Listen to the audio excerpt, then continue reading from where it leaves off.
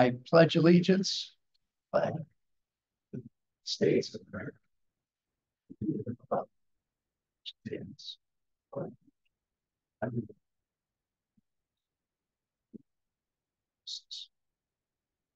It's your neighbors.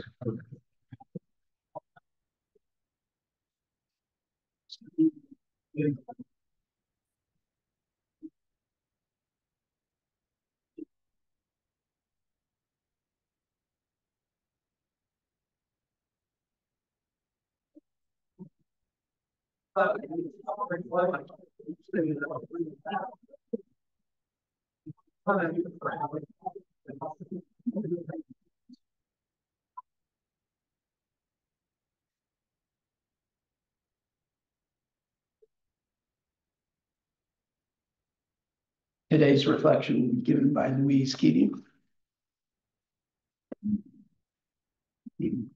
Yesterday was the anniversary of the day that President Abraham Lincoln issued the preliminary Emancipation Proclamation. So I thought maybe a poem from Langston Hughes on freedom might be in order. Freedom will not come today, this year, not ever, through compromise and fear. I have as much right as the other fellow has to stand on my own 2 feet and own the land. I tire so of hearing people say, let things take their course. Tomorrow is another day. I do not need my freedom when I'm dead. I cannot live on tomorrow's bread. Freedom is a strong seed planted in a great need. I live here too. I want my freedom just as you.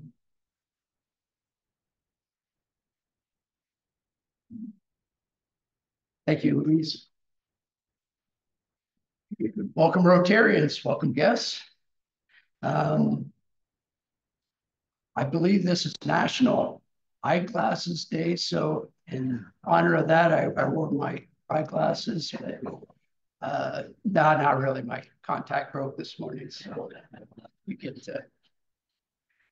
to see me in my eyeglasses. So,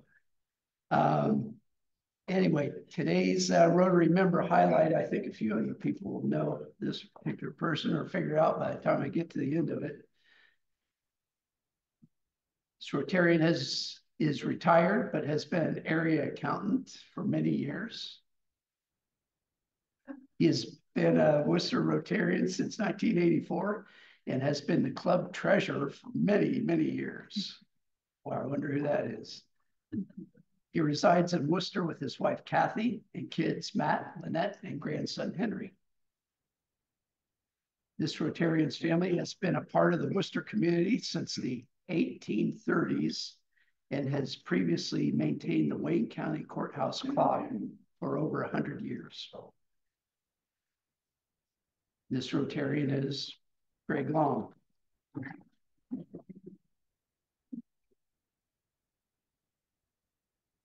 Saw his picture briefly anyway. Okay, now let's see. Oh, a couple announcements that I have that I'm going to supersede Lynn over here with her announcements. Next quarter, the September billing for the Rotary dues is going to come to you via email. This month, we're going to try to save on postage costs.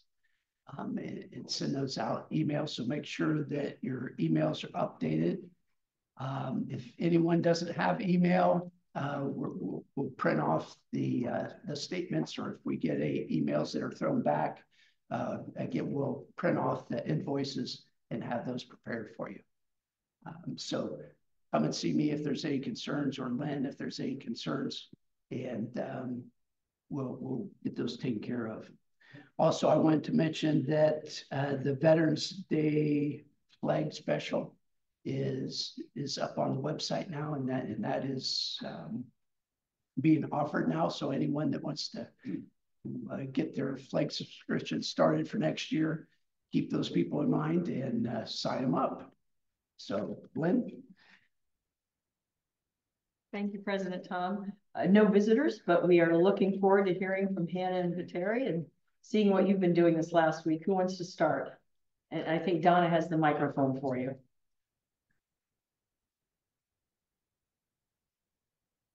Good morning again. It's a good day. I'm a teaching student from Ecuador, and I'm gonna share a little bit of what I did this weekend. Okay, so on Saturday, I wake up around noon. After that, I started doing my college application, too much work, and Friday. But, maybe,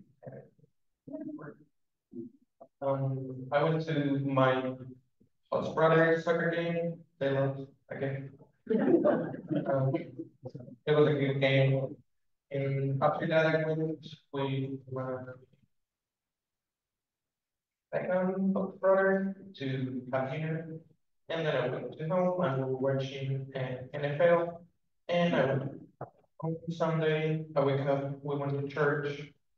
Then I was working at my post office. After that, we go to ceviche.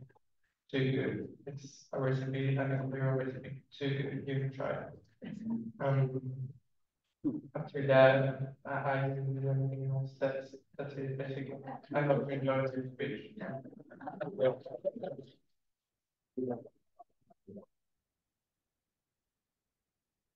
I have something else to say to you, if you want to still hear me. Second, please.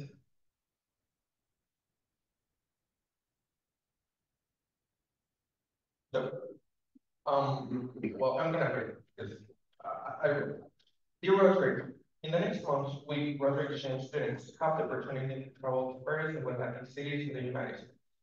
I would love to experience many more times for exchange students and sharing my work with them. I need to raise money to go on these amazing trips, so I'm reaching out to see if I can help people with small jobs to earn the necessary money for those. I can wrap the cook traditional Ecuadorian dishes, bake, do your work, and other similar posts. Additionally, as my native language is Spanish, I can teach or help people drink bourbon. Please reach out if you have an opportunity for me. If you're interested, I would really appreciate the work you say. Oh my God.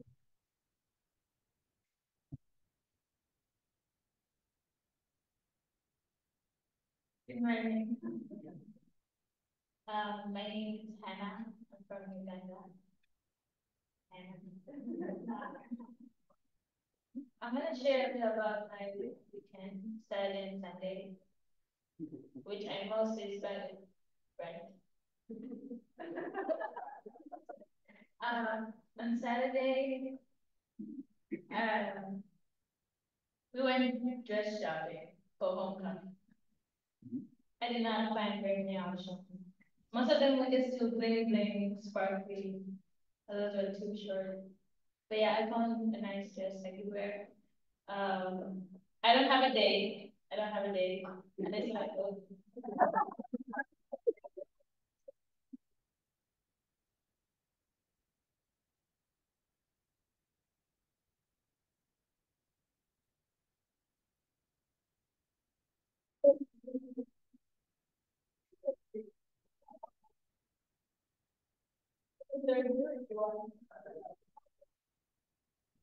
Yeah, I'm going by myself.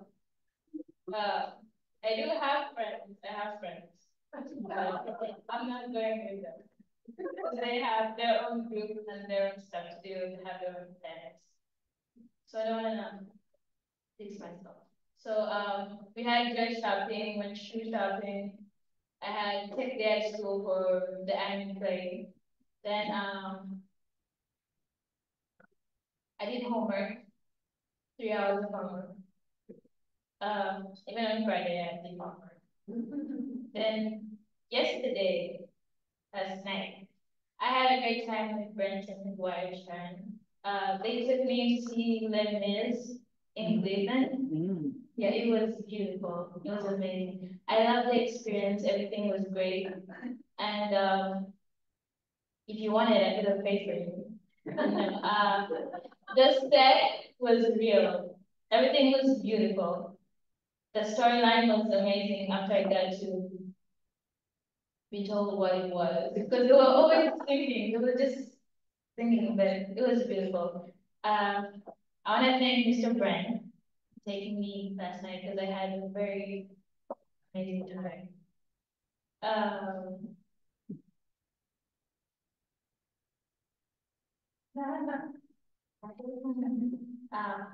Yeah, I also went to church on Sunday here. Yeah, I go to church here. And I get ho.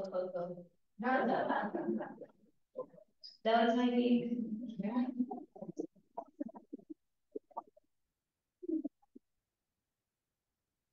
We have just a few announcements, and then Brent Rice also will have an announcement about youth exchange.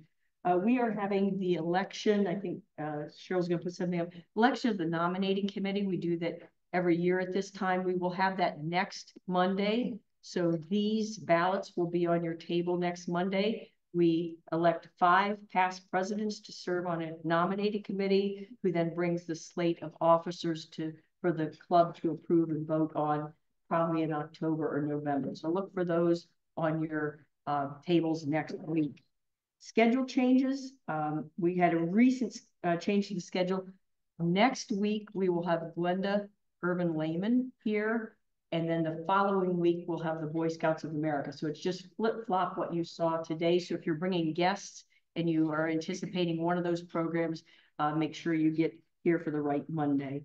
And also there's a flyer on your table regarding an upcoming event. And if you need more information on that, Shannon Waller will be happy to give you that. President or Brent. Thank you, Len. Just a few quick notes on youth exchange. First of all, we've got delightful students this year. And I've had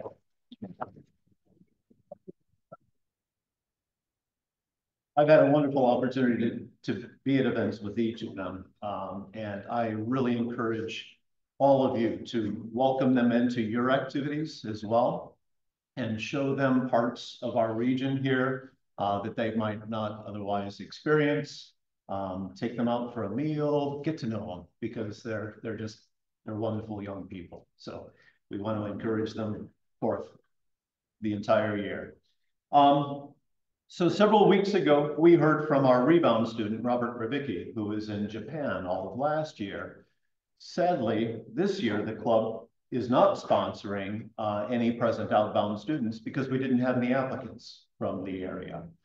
But the good news is that I'm aware presently of 2 applicants for the 2025-26 year, and we're hopeful of several prospective applicants coming through. And in light of that, this coming Sunday, the 29th, we are hosting the Youth Exchange Committee an information session at the College of Wooster in the Lowry Center, the basement level, the alley meeting room, at 3 o'clock in the afternoon. So if there are any club Rotarians who have an interest in learning more about youth exchange, that's wonderful. But the information session is primarily for prospective future students interested in long-term exchange and or short-term exchange.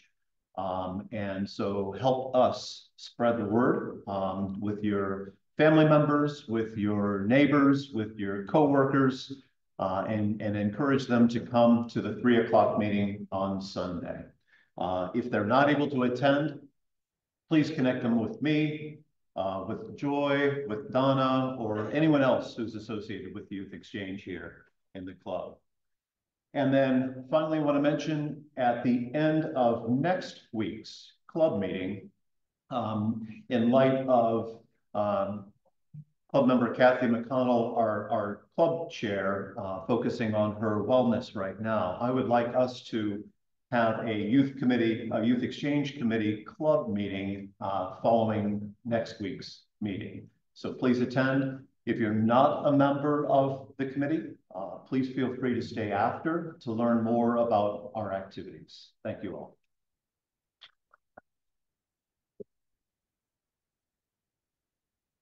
Thank you, Mr. Brent. That's a pretty endearing name. I think that might stick. And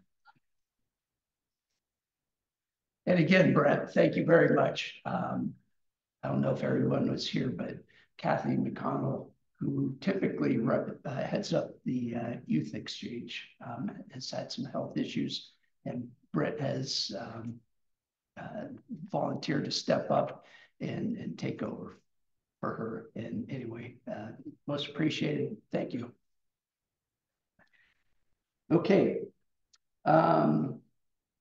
I will, at this point, I will turn it over to our speaker host, Tom Hilt. Thank you, President Tom. I have the pleasure of introducing our speaker today, Ray Lisey, although I really don't think he needs any introduction at all. He's been a member of this club since 1985. He was born and raised here in Worcester. After graduating from Worcester High School, he was the Wooster Rotary exchange student, second exchange student that this club sent overseas to Rugby, England. He followed that with acquiring a BA from the University of Heidelberg, an MS from Bowling Green State University, and a JD from the University of Toledo. His first job was personnel director for Essex Wire, Cable, and Wire and Cable Division. He then returned to Wayne County and became the assistant prosecuting attorney for the juvenile division of Wayne County, and eventually became our juvenile and probate judge of Wayne County. His passion in life is painting. He did not have that on here, but I thought I'd throw it in. But his real passion is history, especially Wayne County history. He is our immediate past president of the Wayne County Historical Society, but he's also been involved very heavily in the Sonnenberg Project down in Kidron, and he also helps up at Lakeside Heritage Society as well. So without any further ado, our speaker today, Ray Lisey.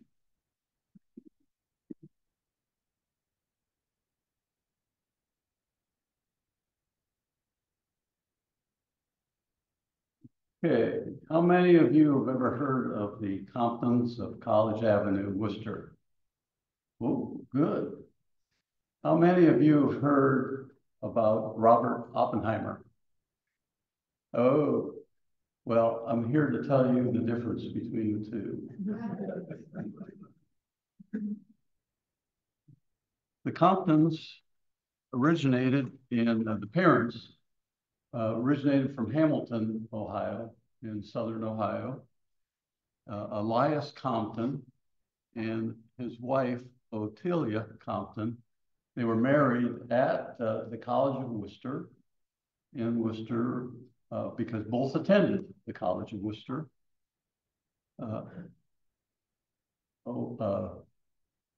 Elias was a minister, so his subject at the College of Worcester as a teacher was religion, and I guess you would say a new series of lectures that had to do with teaching history in a different manner. And so that's why I have an interest in him.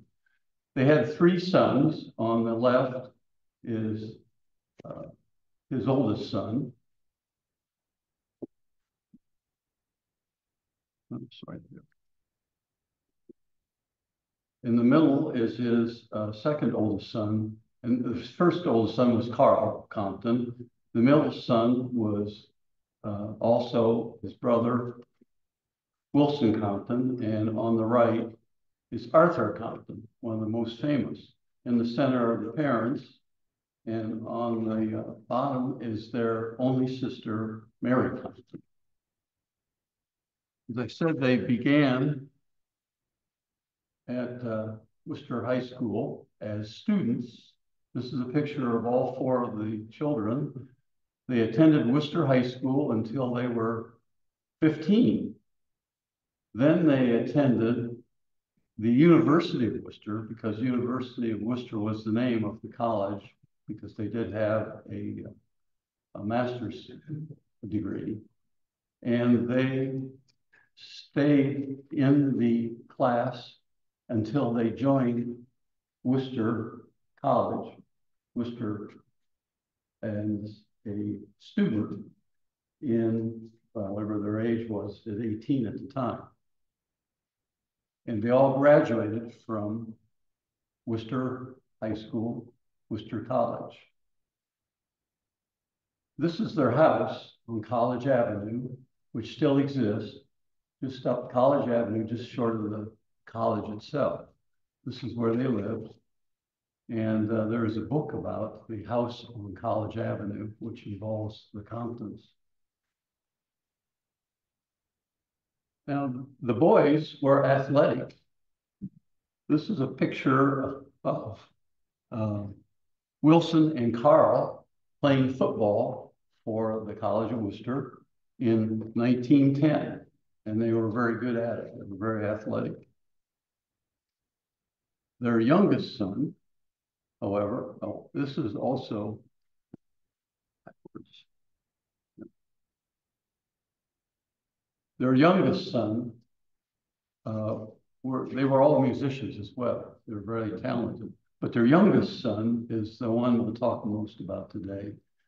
And he is Arthur Compton. And this is a picture of Arthur Compton at age 17.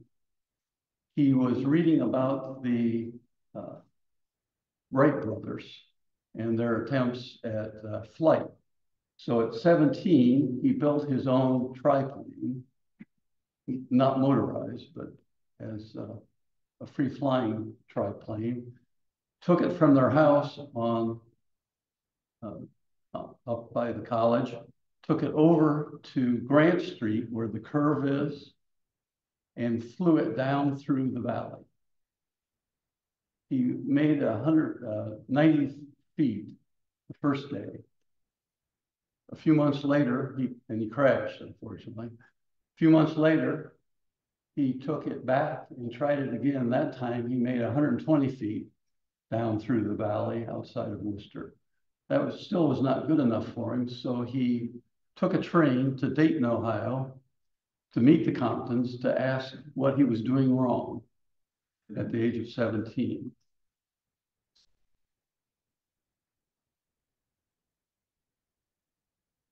This is a picture of the oldest Compton and Arthur, their mother and their sister at a Wooster College football game. The family, even though they lived out of town after the father died, spent a lot of time coming back and forth to College of Wooster.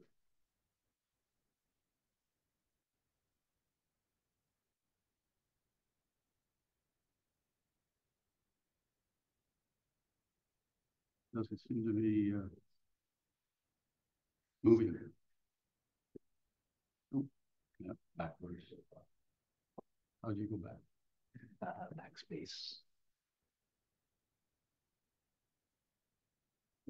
There you go. Okay. This was the dedication in front of Calc Hall in 1955 of the Othelia Compton dormitory. And everybody in this picture is a Compton or a descendant of the Comptons. It's a large family, most of whom attended the College of Wooster. The next picture that I skipped over is a picture of their Carl Compton. I'm not as computer illiterate as I used to be. Carl Taylor Compton is the oldest son. He was born in 1887 and died in 1954.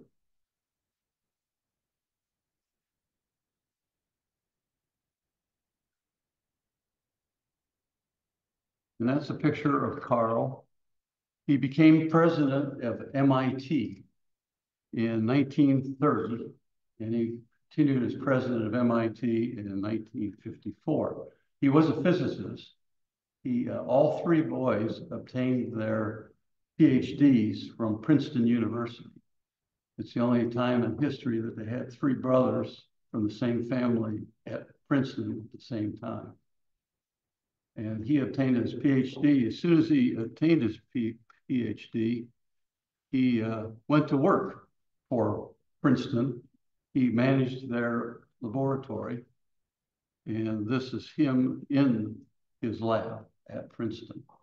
And then shortly thereafter, he was made head of the university.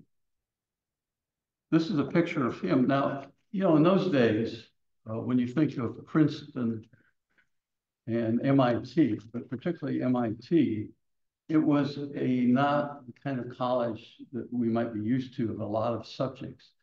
It stood for Massachusetts Institute of Technology, with emphasis on the technology. MIT did a lot of research and support for other universities, and particularly businesses and the government, most particularly. So here you see Carl speaking to military representatives sent to him by President Roosevelt in 1933. They were there to ask him if he would chair the Scientific Advisory Board of the United States for the president, and while he would maintain his position as president of MIT. And his role was that they had expected in early as 1933 that the Germans were planning on eventually a war against the United States in particular, that he was there to make relationships with military on production of weapons and other methods to defend the United States if war did break out. So that is Professor Compton with representatives of the United States government. And here again, he is meeting in 1948, just before he retired from MIT, with the consent of President Truman, scientists from the Department of Defense. To this time, they were looking forward to the Korean War. So they were already in 1948 talking about ways to deal with the Korean War if it did occur. And that was the same year that Carl retired.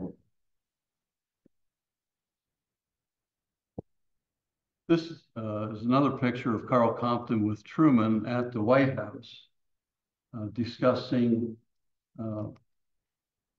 military issues on behalf of MIT. These are all Civil War or civil people and concerning, how they would defend themselves against Korea if that worked out. And here he is with President Eisenhower discussing the same kinds of issues as soon as Eisenhower took over. Now, the next year, of course, the Korean War did break out, but we were better prepared because of the foresight, I guess, in preparing for the Korean War. This is their sister, Mary Elsa Compton Rice. Now, she married a minister too, who graduated from the College of Worcester. His name was Herbert Rice. And they decided to become missionaries. And actually, you're in the Presbyterian Church, which was the church of the Compton family. So you're in the same building as the Comptons worship in. However, Herbert decided to become a missionary to India. So as soon as they decided to marry, Herbert went to India to establish a presence there, and his wife was to follow him, and they had planned on being married in Switzerland before they went to India. However, when his to-be wife made arrangements to have the wedding in Switzerland, it turned out that there was a revolt going on in India at the time, and Herbert could not get out of India to go to Switzerland for the wedding. So the family went to India, and this is their wedding in India. And they spent the rest of their livelihood in India up until 1949, until the British gave up rights to India, and then there was a lot of issues at the time, revolts and wars, and the Americans in India were expelled during that time. And that's when the Rice family came back to Worcester and ended up living in Worcester for the rest of their time. This is Mary Herbert and her parents who came to visit her in India in 1927. This is also one of the school classes she taught to Indians. And this is the 1946 graduation class of the school that they built in India. Okay, now Wilson Martindale Compton, the next youngest brother. He received his degree in history, politics, and economics. The first two brothers were physicists. He was an economist, and he went to Dartmouth after he graduated from Princeton to become head of the Federal Trade Commission. In 1918, he became secretary and manager of the American Forestry and Paper Companies, and he held that position until 1944. Here's a picture of him when he was named by President Truman as Secretary of the Voice of America. He did a lot of work for Truman and Eisenhower in promoting American causes, and this was one of them, Voice of America. He was also, a couple years later, appointed to the Congressional Commission on Universal Military Training with Admiral Kincaid and General McLean as advisors. And this was arranged in 1951 to deal with the coming of the Korean War.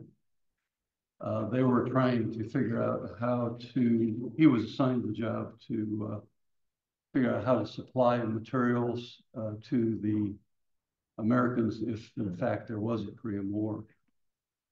He resigned from the Voice of America in '53 because there were some allegations that money was missing. It had nothing to do with Compton, but it had everything to do with the people he had hired were essentially embezzling money from it. So he had to resign through no fault of his own. However, he was appointed immediately next year to the Council of Financial Aid to American Universities. And his job in that job was to find out what educational material we needed to produce to keep up with the Russians. There was a feeling that we were falling behind in our education, so he was appointed of a committee to take care of it. And he reported back to Congress that, in fact, he would recommend that the $2 million they recommended for educational material was not enough. And he was requesting $10 million instead. And in this picture, he ran across a man by the name of Joe McCarthy. Have you ever heard of him? Joe McCarthy said, you know, $2 million was too much. And this is, at this point, he's telling Joe McCarthy that he's stupid. And he should get out of Congress and let other people know what they're doing running it. So he was a kind of a firebrand. He did actually come back to the College of Worcester on occasion too. He was giving an alumni speaking on the symposium for annual Worcester Day at the College of Worcester. All three brothers and their sister would come back to Worcester on occasion and speak and do things to support the College of Worcester throughout their entire lives. Okay. Now for the answer to the question about who invented the atomic bomb. This is Arthur Compton, the youngest Compton. He was born in 1892.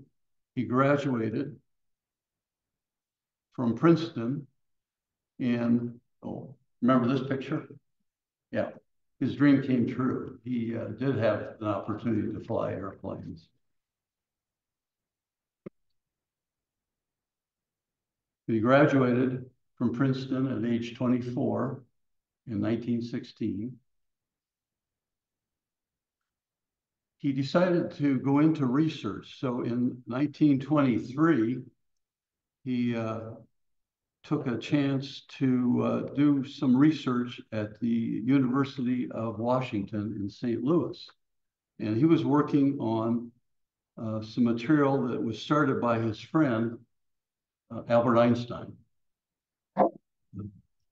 He was working on what they call, this doesn't make sense to me, but I'll tell you, it's amazing. He was working on the X-ray shift, commonly known as the Compton effect.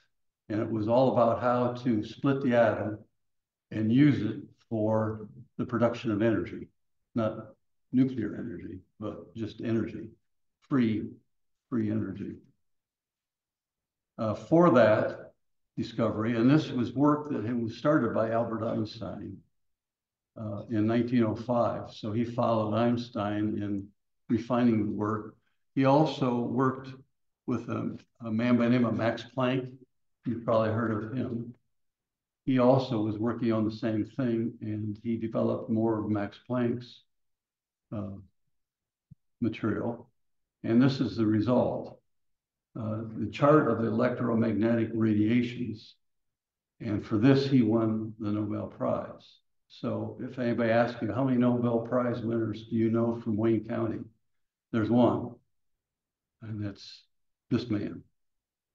I can't explain this to you, but we're working on developing some of this at the Historical Society. So we'll let you know how that goes. After he developed and won the Nobel Prize in 27, he was invited to the Solvay Conference of 1927 at Brussels. He was the only American invited. There was only one woman there, and that was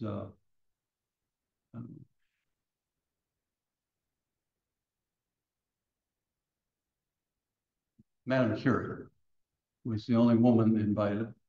And of these 29 people in this picture, eventually 17 of them had either won or would win a Nobel Prize, including Compton. And you see Compton is sitting directly behind his mentor, Albert Einstein. And it was Compton that finished Einstein's work on relativity. Finally, he made the front of time in 1936 for his work on the nuclear work, but it was not what he wanted. He was still trying to find ways to produce energy and not to build bombs.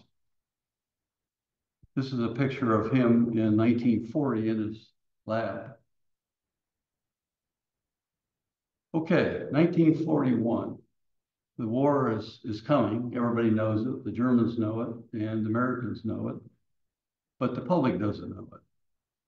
So in April 1940, this is the beginning of the Manhattan Project. These men right there. And you'll see that Robert Oppenheimer's not in that picture. It was chaired at that time by Vannevar Bush, who was sent by President Roosevelt to begin to develop an atomic bomb or a bomb of some kind that would hasten the end of the war. And these are the men that were responsible, including on the back right, Carl Compton. Carl, even though he was still working at MIT, still would come to these meetings with his brother because they had the same agenda, which was to support the United States in the event of war. The chairman of this committee was Compton. Now, here's a picture of another man, including Arthur Compton, of course, but on the far left, the second in is Robert Oppenheimer. Now, the way this worked is Compton was still in charge of the Manhattan Project, but in order to keep it secret, they divided it into 20 different pieces. So throughout the country, there were 20 different organizations working on a piece of the development of the atomic bomb. And Oppenheimer was one. He was sent to Tennessee to work on his part, while Compton stayed in Chicago working on his part.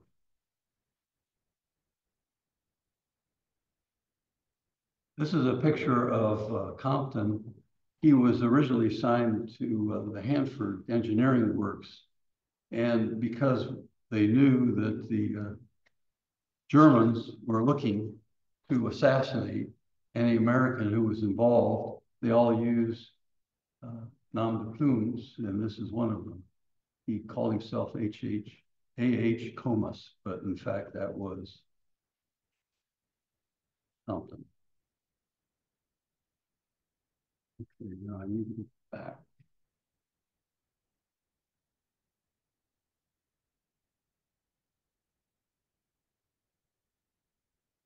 Okay.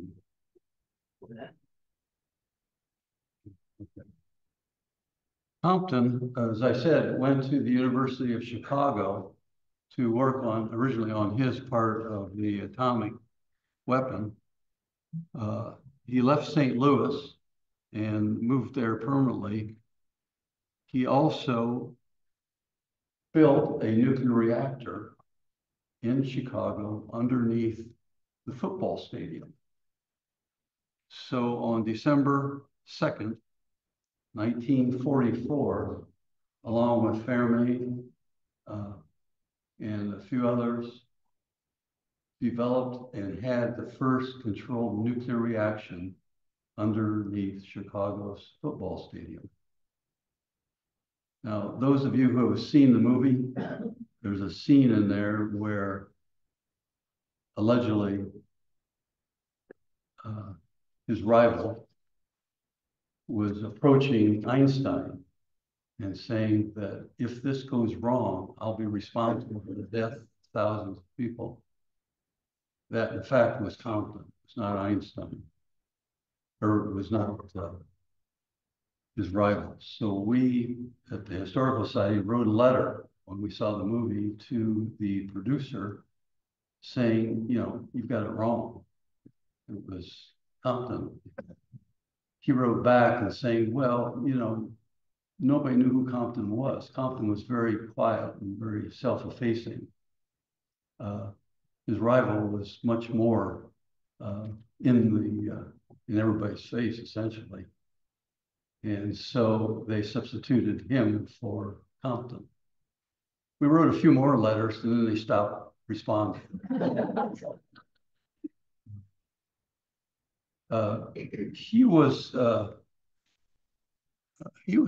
Oppenheimer was such a character that he offended just about everybody, including most of his own peers. And later on, when the Red Hunt was on in the mid-50s, there was some concern and actually some accusations that he actually was an agent of the Russian government. It turned out not to be true, but he brought that kind of stuff on himself.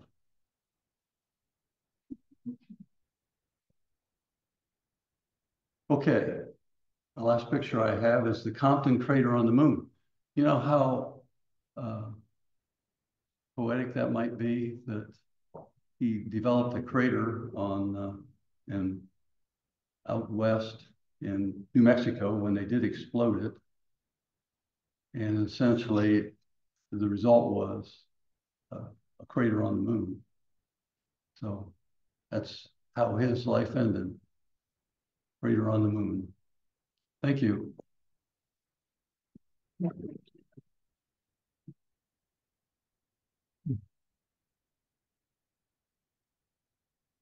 You're right. Yep. I think we have time for a couple of questions. Any questions out there? Yes. Yes.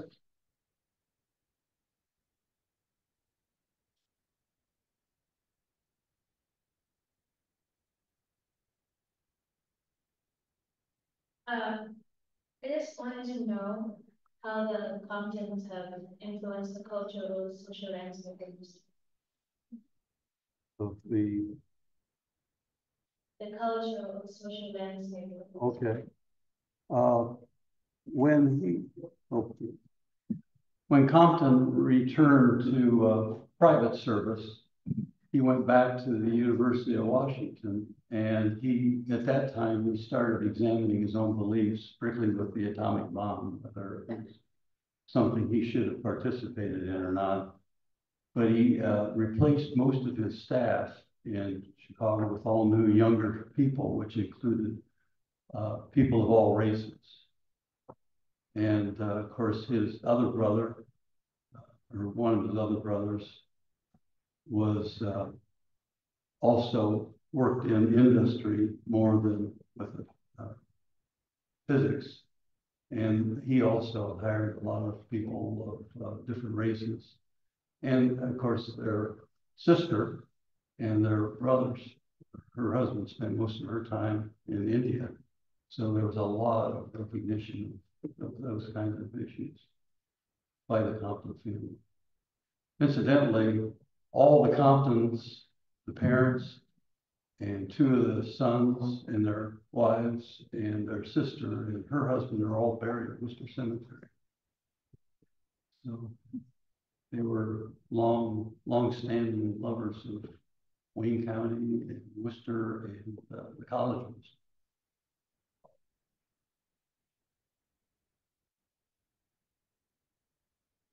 Oh, great. Appreciation.